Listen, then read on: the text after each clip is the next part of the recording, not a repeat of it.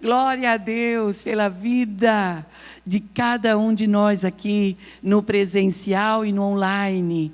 Boa noite a todos, paz seja convosco. Vamos abrir a palavra de Deus no livro de 1 Samuel, no capítulo 1. Glória a Deus. Glória a Deus. Glória a Deus. 1 Samuel, capítulo 1, verso 17. É um texto muito familiar nosso, particularmente meu, muito especial. Vamos ver o que o Senhor tem para nós nesta noite de quarta-feira. Noite que nós chamamos de noite do milagre. Diz assim o versículo 17. Vá em paz e que o Deus de Israel lhe conceda o que você pediu.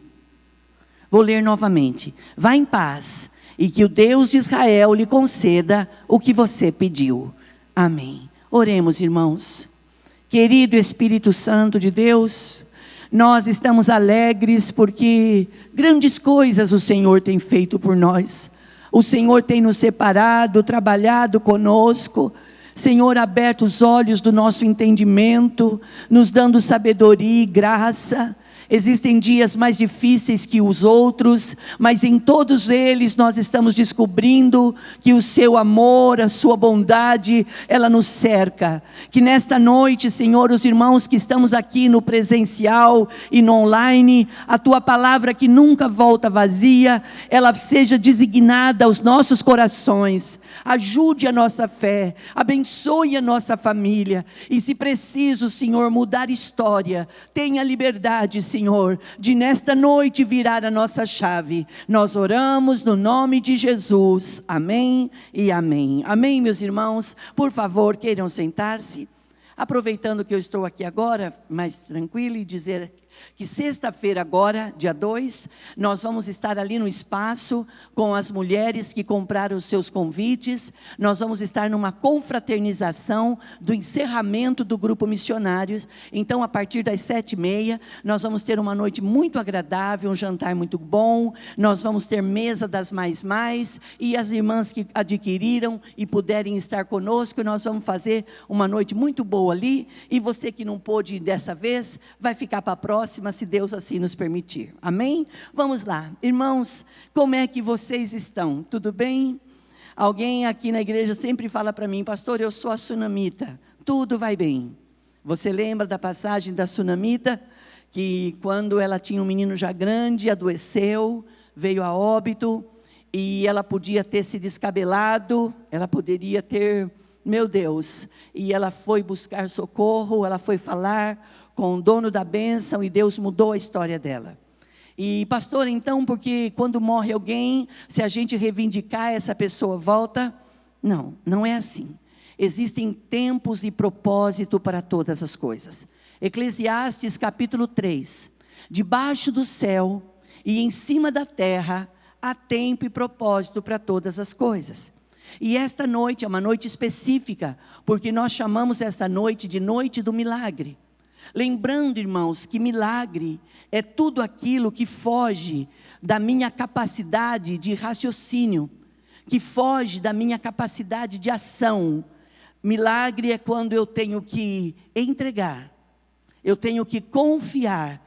Então, quando você precisa de um milagre, eu acredito que nós temos que ter fé. E quando nós temos fé, fé não é um sentimento, fé é atitude. Atitude, irmãos, é o que move a vida de uma pessoa. A fé é o que move a vida de uma pessoa. O que é fé? É atitude. No capítulo de Hebreus, capítulo 11, versículo 1, diz assim, que a fé é o firme fundamento das coisas que esperamos e prova das coisas que não vemos. Ou seja, pela fé você pode trazer a existência de coisas que ainda não existem. Então, pela fé, a Bíblia diz assim que no princípio não havia nada, e o Senhor foi dando palavras de ordem. O Senhor foi ordenando e as coisas foram criando. E o Senhor nos convida a viver nesta dimensão do sobrenatural.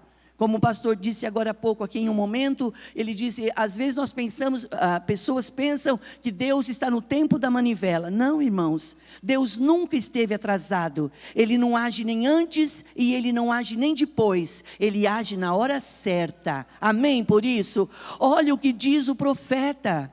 O profeta Isaías, no capítulo 64, verso 4.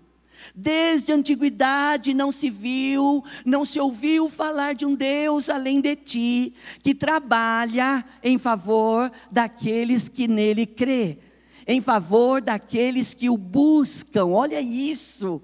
E o que nós estamos fazendo nesta noite? O que nós estamos fazendo em todo esse tempo de vida cristã que nós temos? Nós temos pessoas aqui que têm vida cristã há muitos anos, 50 anos, 30 anos. Outras pessoas nasceram em lar evangélico, nasceu no berço cristão, sempre ouvindo falar de um Deus bom, de um Deus misericordioso. E parece que a gente só vai ouvindo, e vamos criando cultura, vamos tendo cultura de acreditar na bondade, na misericórdia de um Deus todo-poderoso. Mas chega uma hora, na vida de toda pessoa, que essa pessoa precisa provar dessa bondade, dessa misericórdia e desse cuidado. E nem sempre nós experimentamos aquilo que é bom, aquilo que é agradável, aquilo que é perfeito em águas calmas. Geralmente nós vamos provar da bondade, da misericórdia. Ali no livro de Hebreus fala assim, para que experimenteis qual é a perfeita, agradável vontade de Deus para a sua vida. Ou seja, nós somos chamados como povo de Deus a experimentar da graça, da bondade, da misericórdia. Nós sabemos que nós estamos aqui vivos, nós sabemos que nós estamos de pé, nós temos sonhos, nós temos projetos, nós temos lutas, nós temos desafios, nós temos dias que nós somos poderosos, nós temos força, tem dia que a nossa fé ultrapassa qualquer limite, mas tem dias também que você olha, você não consegue ver nada, você não sente nada, e assim mesmo você permanece. Por quê? Porque você não vive mais pelo sentimento, você não vive pelo que você vê e nem pelo que você sente, mas vivemos por aquilo que nós acreditamos. Olha que lindo isso, quando um homem, quando uma mulher, uma família descobre o poder de viver pela fé. É fácil? Não. É impossível? Não. É uma aventura? Deus nos chama a viver uma nova aventura. Quantos filmes você já assistiu e que você diz assim, meu Deus, isso é uma aventura? Até tem alguém que escreveu um livro, Aventure-se. Viver pela fé é se aventurar. Quando o pastor disse agora há pouco aqui, que ele tem um compromisso comigo de não derrubar as casas, não pense que a minha fé foi pequena. Eu estava somente tentando poupar ele mesmo. Porque não é fácil, parece que quebrar, mas vai ali e quebra tudo, irmãos, e fica mais caro todo esse processo do que se você começasse a fazer de novo. Então eu só estou tentando cuidar um pouquinho do meu Abraão, amém, irmãos? Fala amém por isso. Pastor, o pastor é seu Abraão, mas lógico que é ele, meu Boaz. Eu estou lendo o livro de Ruth, eu estou apaixonada. Ai, que lindo! Irmãos, leiam o livro de Ruth. Ai, irmãos, está sentindo Boaz já, pastor Marcelo. Irmãos, leiam o livro de Ruth. Leia. Você vai ver que são poucos capítulos. E você vê, e domingo à noite, eu estava com uma palavra no meu coração. Assim, olha, irmãos, olha como Deus é maravilhoso. Permita que eu seja nesta noite um canal para abençoar a sua vida, irmãos, porque esse é o intuito do meu coração, viu? De poder abençoar você. E domingo à noite o pastor não estava aqui, eu estava nervosa, que o pastor não estava aqui na cidade. Eu falava, mas não tem problema, eu sou forte, ele não está aqui, mas eu vou fazer de conta que eu sou forte, eu vou enfrentar. E alguém pode pensar assim, acha que a pastora passa por isso? Você não tem noção do trabalho que eu dou. As pessoas olham para você, tem noção do trabalho que você dá? Não tem, porque as pessoas olham somente uma aparência. Mas quem convive dentro de quatro paredes é o que sabe na realidade, quem nós somos. Aí vem alguém e prega assim: quem nós somos quando ninguém está vendo? Quem nós somos quando somente Deus está vendo? Ai, meu Deus, eu fico assim, ó, meu Pai. Acho que essa palavra é só para mim, porque eu dou trabalho, irmãos. Mas aí eu venho, eu faço o que eu tenho que fazer, eu vou para casa, você pensa que eu deito e durmo? Eu dou mais trabalho ainda, olha, natureza, mas eu vou melhorar, irmãos, estou melhorando, eu estou no processo, amém? Eu estou no processo. E por que eu estou falando isso?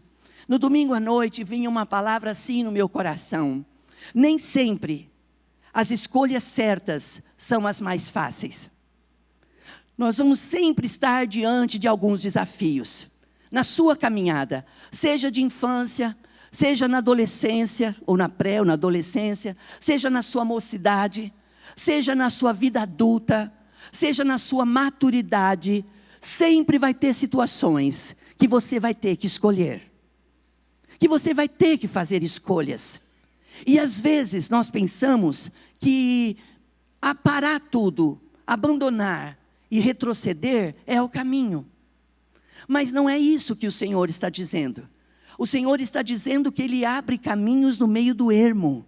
E se preciso for, Ele abre até o mar para a gente. Só que a gente sabe disso, a gente canta isso, profetiza isso. Só que na hora de viver isso, a gente acha que todo mundo pode viver, menos a gente. E eu estou falando para uma igreja que está em franco crescimento. Uma igreja que tem sonhos, uma igreja que nós estamos lendo um livro, um projeto de 58 semanas caminhando para o alvo. Irmãos, 50 semanas, perdão. 50 dias, nós estamos no projeto de ler os 50 dias, nos preparando para o ano que vai vir.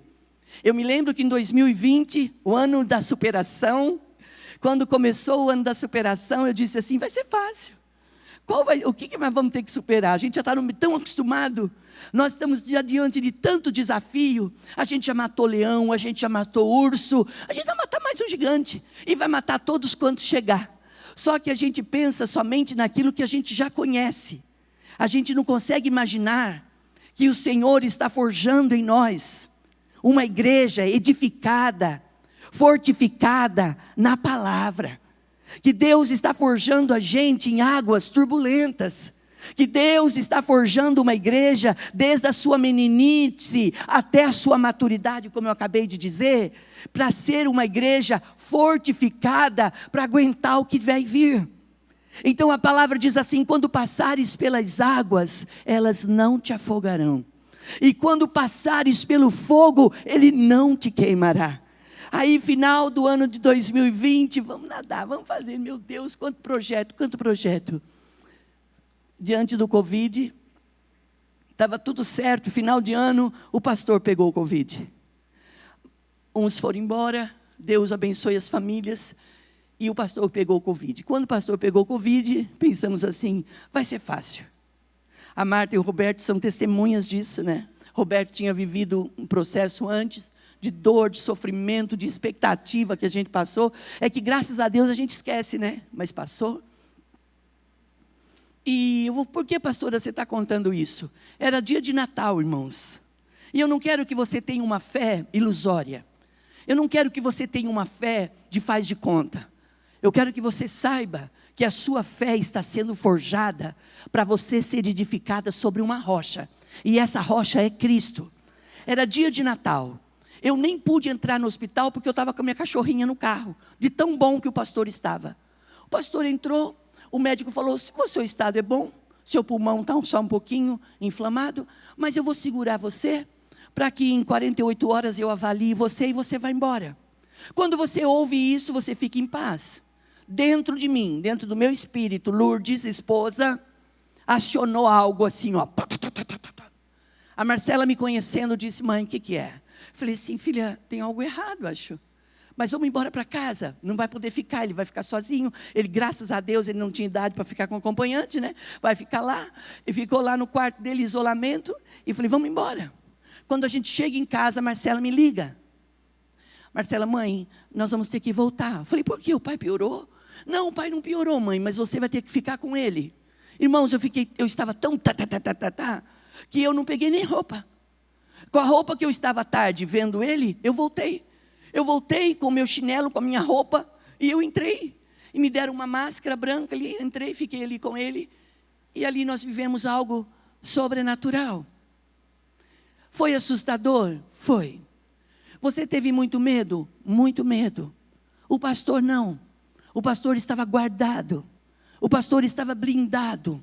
Dava a impressão que nada era com ele, mas parecia que tudo era comigo. Mas a prova era dele. Eu só estava junto. E a Bíblia diz assim, que é melhor serem dois do que um. Irmãos, não é só em casamento, é em amigos, é em irmãos, é lealdade. Seja leal às pessoas que você ama. Seja leal às pessoas que estão junto com você. Seja companheiro, seja comprometido. Se você não tiver nada para ofertar, se você não tiver nada para oferecer, esteja perto. Porque isso, irmãos, atrai a bênção de Deus. Quando a gente vai para a palavra, você vê que aliança é coisa muito séria. Você vê que Davi e Jonatas, quando fizeram uma aliança, fizeram alianças em tempos de paz. Mas é no dia da adversidade que você lembra, no dia da tua prova. A Bíblia diz assim, quando você estiver diante de uma adversidade, não te mostre frouxo. Então, irmãos, a igreja não tem necessidade de andar cabisbaixa. A igreja não tem necessidade de andar derrotado e todo mundo saber que está doendo, que está sofrendo. Nós temos que estar nos derramando, nós temos que estar nos deleitando diante de quem pode mudar a história da nossa vida. Nós temos que ter aliança com pessoas que mesmo que você não descreva o que você está vivendo, mas a pessoa fala, eu vou parar tudo que eu estou fazendo, eu vou entrar no meu quarto, eu vou orar em secreto, e o meu pai que ouve as orações vai mudar a história do meu amigo, vai mudar a história da minha família, vai mudar a história de uma igreja. Nós não somos igreja porque somos sociedade, nós somos a igreja porque nós somos o povo de Deus, e o povo de Deus está sendo treinado, o povo de Deus está sendo experimentado, as águas vêm, o fogo vem, e não é para você ficar taxado como aquele que foi provado, mas aquele que passou pela água, passou pelo fogo, e passou do outro lado dando glória a Deus. E não fique triste se você trouxer marcas no seu corpo. Não fique triste se você trouxer sequelas na sua vida. Porque o nosso corpo, irmãos, ele é pó. E para o pó ele vai voltar. Não adianta. Não adianta a gente querer fazer muitos planos para a gente aqui. Aqui nós temos que trabalhar, servir, cumprir um propósito. Mas vai chegar os dias que vai vencer a nossa validade. E o Senhor vai pedir a nossa alma. E quando o Senhor pedir a nossa alma, o nosso corpo vai voltar para o pó. O que vai voltar para Deus é o nosso espírito. E o que tem dentro de nós. E o que é que nós vamos deixar? Qual é o legado que nós vamos deixar? E hoje é uma noite de milagres, e eu quero falar sobre uma família. A nossa família é o nosso bem maior. Ame a sua família. Não queira perfeição na sua família, porque não há perfeição. Não adianta você falar, eu queria ser da família do fulano, eu queria ser da família do ciclano. Não fale o que você não sabe. Ame a sua família. Se dispõe a cuidar dela no amor, na obediência. Se dispõe a perdoar a sua família. Se dispõe a caminhar milhas com a sua família. Se dispõe a levantar uma hora mais cedo e orar pela sua família. Se dispõe a aguentar, porque as pessoas amadurecem, as pessoas crescem, irmãos. Ah, mas eu vou romper com esse casamento, eu vou romper com essa família, porque não há maturidade. Ninguém amadurece do dia para a noite. O que amadurece rápido não tem valor. Nós temos que respeitar o tempo, e o tempo de Deus na nossa vida é o tempo que o Senhor está dizendo, eu quero que você saiba quem eu sou na sua vida. Tudo na minha e na sua vida, o propósito de Deus na minha e na sua vida, é a gente saber que nós temos um Deus que trabalha por nós. E quando Deus olha para a nossa família, Ele ama a nossa família. E você já sabe disso. E Ana era esposa de Eucana. E Ana era esposa amada. Porém, Ana tinha o seu ventre cerrado. Ela não podia dar à luz. Aí Eucana, naquela época podia. Eucana arrumou uma namorada, uma esposa. A Penina. E Penina dava muitos filhos para Ana e você sabe, para Eucana, e você sabe disso. Então Eucana, um senhor muito bem conceituado, muito bem resolvido, um homem muito bem realizado, ele tinha 2 esposas, Ana e Penina.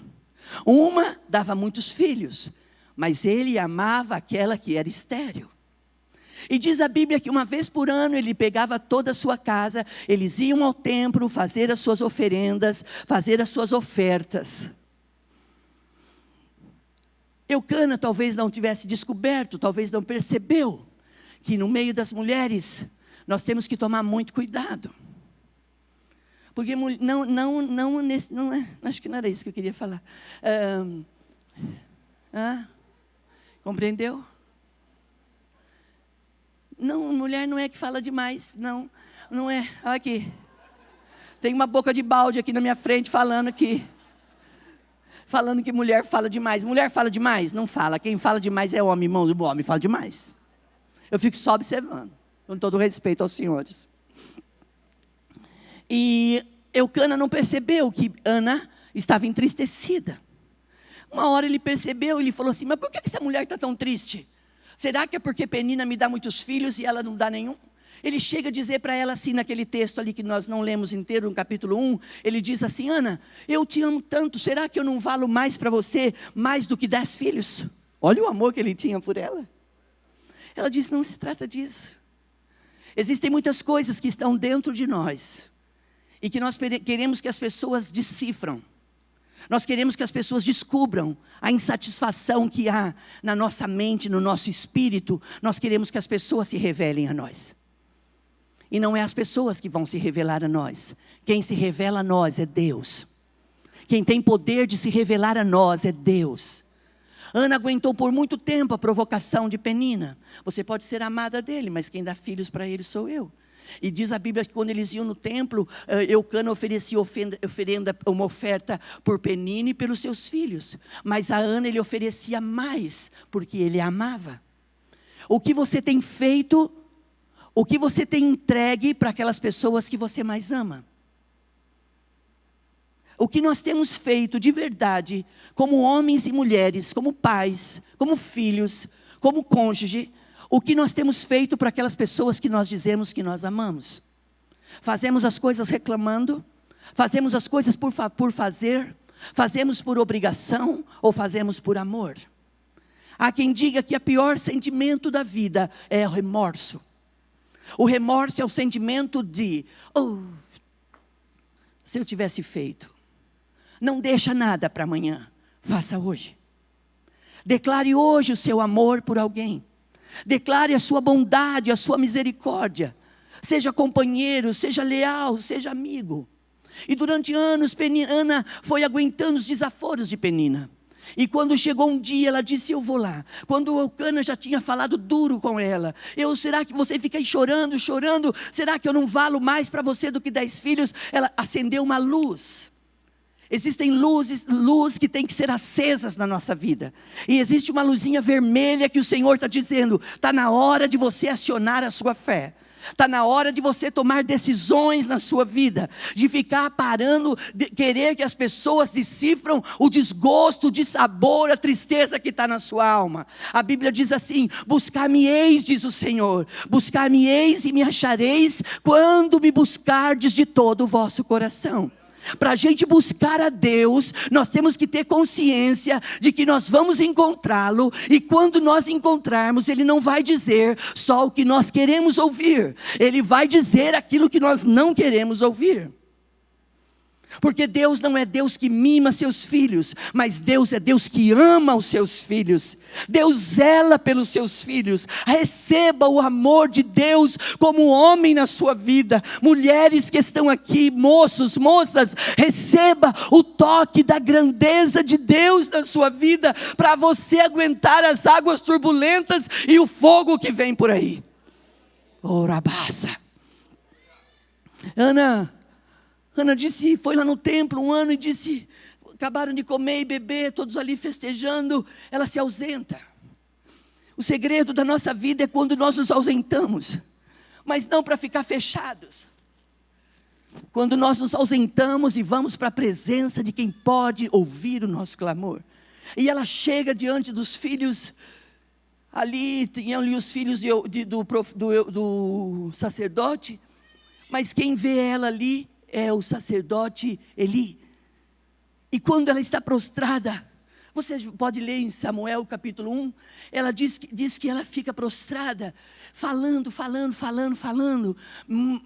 gesticulando sua boca, mas não sai som.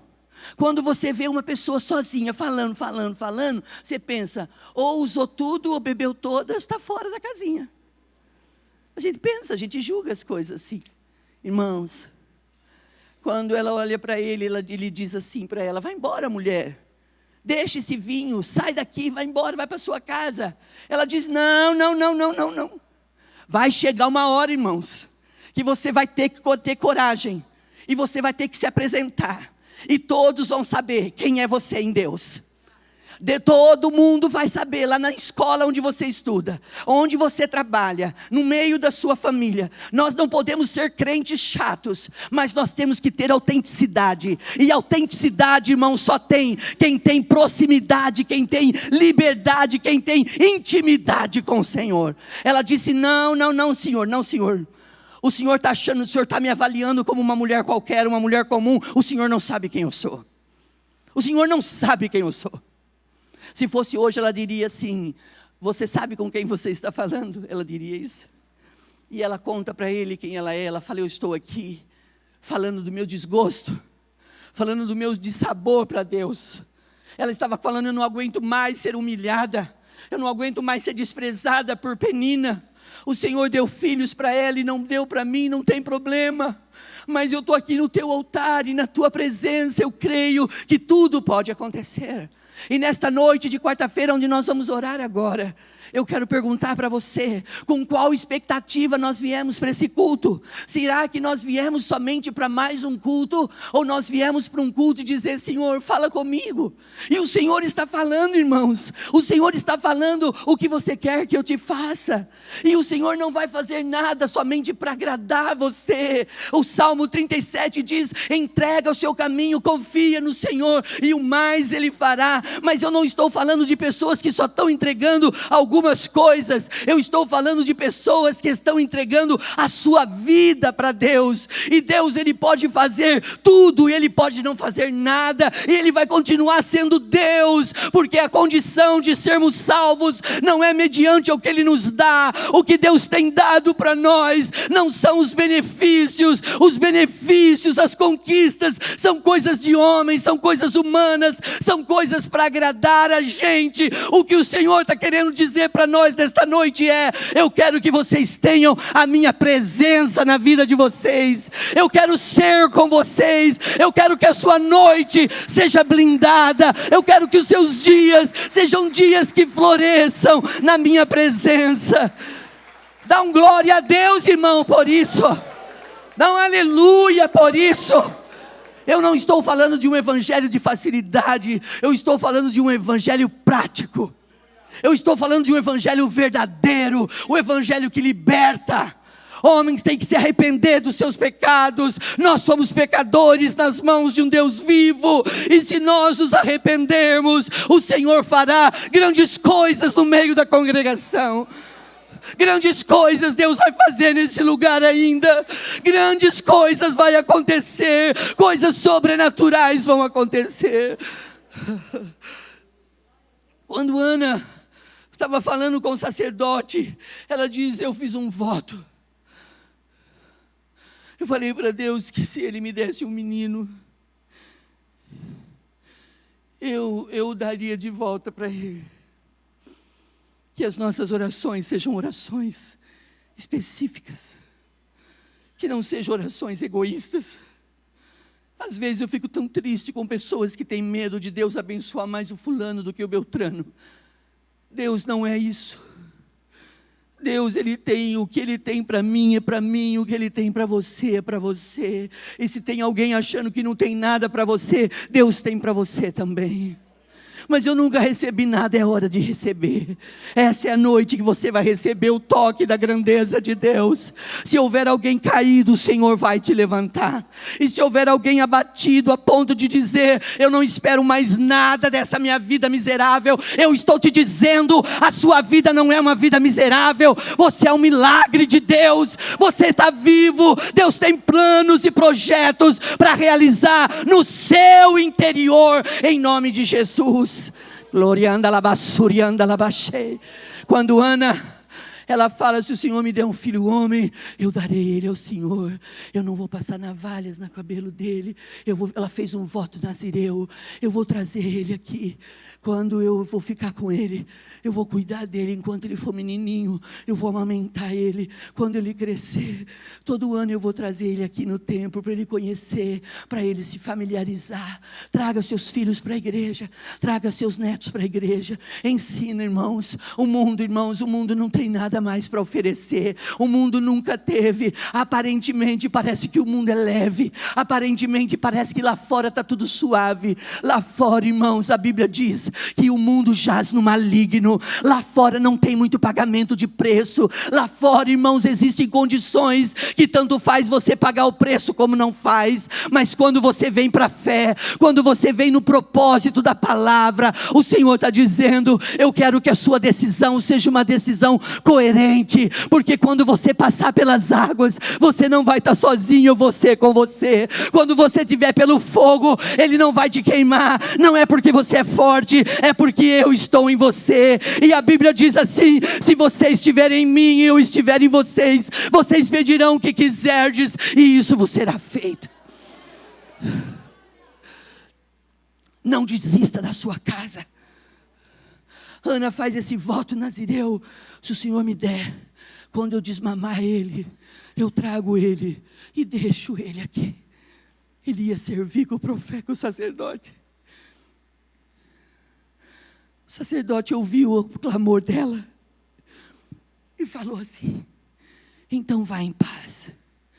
E o Deus de Israel, o mesmo Deus de hoje, conceda o desejo do teu coração. O que é? Quando ela volta, ela olha para Eucana. Eucana vê que ela está diferente. Quando nós temos fé, nós levantamos a postura. Por mais que esteja doendo, eu estou de pé. Está sangrando, não tem problema, eu estou de pé. Ela disse, Eucana, vamos para casa. Já acabou, vamos embora. Diz que eles namoraram. Para gerar tem que namorar. Para gerar, aqui eu estou falando de um menino que ia nascer. Mas existem coisas que Deus está querendo gerar em você, que Ele precisa mudar a sua ótica. Vê as coisas com bons olhos. Coloque as mãos com amor, com determinação. E o Senhor vai fazer algo maravilhoso. E eu vou parar porque eu já dei o meu horário. Passaram-se 9 meses, 10 meses. Ana estava ali e teve um menino lindo.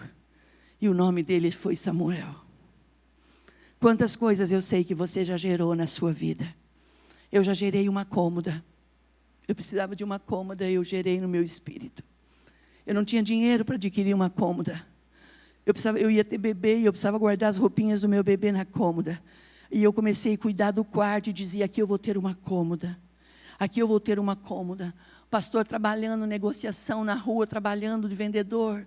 Um moço fez uma compra, não deu negócio. Ele não podia pagar, ele falou, pode pegar móveis aqui na loja. O que ele pegou? Uma cômoda. Quando a minha cômoda chegou em casa, eu dançava tanto. O que você tem gerado?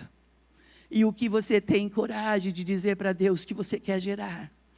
Um coração melhor, uma vida mais disposta? Você quer gerar salvação? Você quer que a salvação alcance a sua casa? Você quer que portas de emprego se abram? Você precisa estar diante de Deus, irmãos. Não fazendo barganhas e nem trocas, mas fazendo orações. Fazendo o poder de alguns votos. Ninguém é obrigado a votar nada, mas se você votar, cumpra os seus votos. Porque Deus não tem prazer naquele que promete e não faz. Vamos orar, irmãos. Eu quero que você se ajeite no seu banco. Aleluia. Eu quero orar com vocês. Aleluia. Querido Deus, eu sei que o Senhor está aqui. Nós sabemos que a Tua presença está nesse ambiente. E aonde o Senhor está, o Senhor ordena bênção e vida para sempre. Esta é uma noite propícia.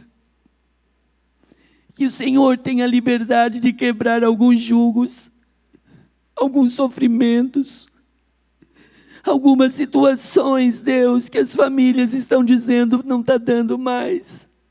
Mas pelo poder da Tua palavra, o Senhor que agiu na vida de Ana, esposa de Eucana, e concedeu a ela o desejo de gerar um ventre que era seco, que era morto. O Senhor, pela fé, operou ali uma obra maravilhosa. Opera nesta noite, Senhor, algo surpreendente, que sequer estamos esperando e aguardando, no nome precioso e bendito de Jesus. Pensando na comunidade e para facilitar a vida de cada um, nossa igreja possui 3 formas para devolvermos os dízimos e as ofertas. Você pode comparecer em um dos cultos em nossa igreja ou entregar para nossos pastores de plantão. Lembrando que o templo fica aberto das 8 da manhã às 18 horas. Você pode fazer uma transferência bancária, sendo TED ou DOC, do banco de sua preferência, ou um depósito direto no caixa, lembrando dos nossos dados para depósito ou transferência. Agora, você pode usar o Pix, um jeito prático e rápido de fazer pagamentos. Para fazer é muito fácil. É só acessar o aplicativo do seu banco e escolher Pix. Clique em transferir e coloque a chave do destinatário. Na nossa igreja, a chave é o número do CNPJ. Digite o valor, confira os dados da conta e clique em transferir. Pronto, transferência realizada com sucesso. Para entregar o seu dízimo ou a sua oferta, faz um Pix.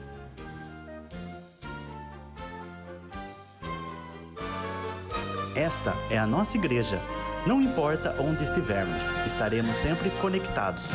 Lembre-se, juntos à distância.